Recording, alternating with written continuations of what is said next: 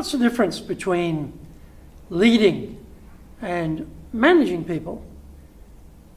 Hello, my name is Greg Story. I'm the president of Dale Carnegie Training in Japan and the author of Japan Sales Mastery, and we're coming to you from our High Performance Center here in Akasaka in the very business center of Tokyo. Well, most people actually are managing and very, very few people are leading, in fact, although they may have the title or designation as leader.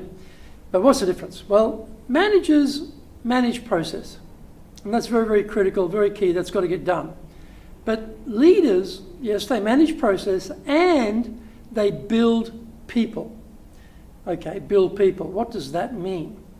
So this is where we're in a bit of a conundrum in the modern age with leadership, because we have so little time to actually spend leading people. We've got plenty of time for email, plenty of time for client meetings, plenty of time for internal meetings, and very little time for anything else. Now, the little bit else there is the coaching, leading part of other people. So often leaders, we get confused between what we think is leading, which is actually order giving. Do this, I want that, when will this be ready by? That's actually not coaching, developing, or growing people. That's just telling them what to do. So how do we grow people? Well, one of the problems is when we're, particularly in Japan, people are really tight inside their comfort zone. And in Japan, there's lots of penalties for making mistakes. So people know that inside their comfort zone is the safest place for them.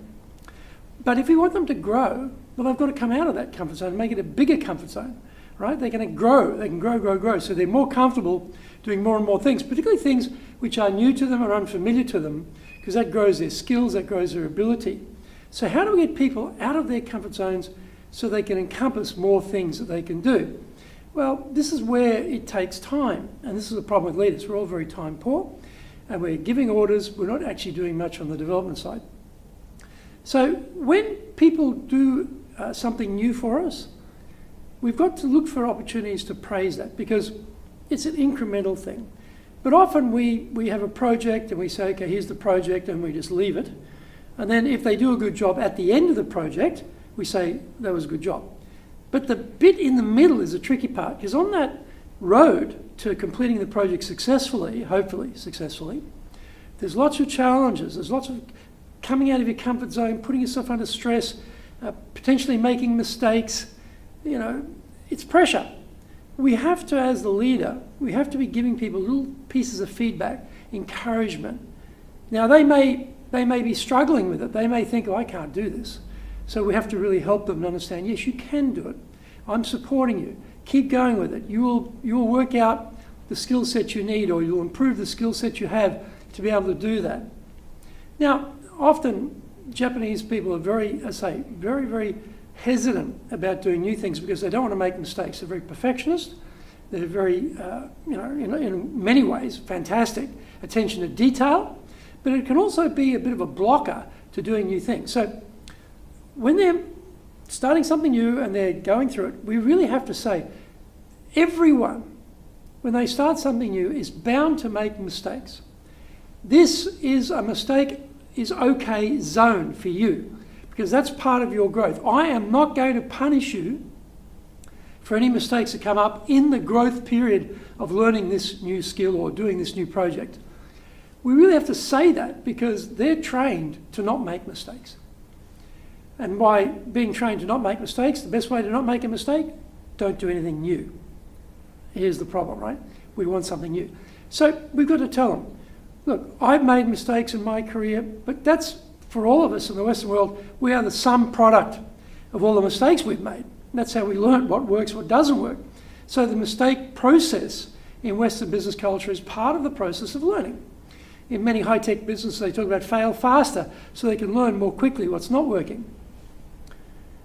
So, as they're working their way through it, you've got to tell them, mistakes are okay, we understand that, they're going to happen, you're not going to get punished for them. I want to help you, and when they do, the little pieces, a little bit of success, recognize it immediately. And also at the end too, of course, at the end. Talk about your own mistakes, all right? Talk about your own mistakes and lead with appreciation, okay, and praise. Now, we all know that, but do we do it? Now, if we, record your dialogues with everyone all day long.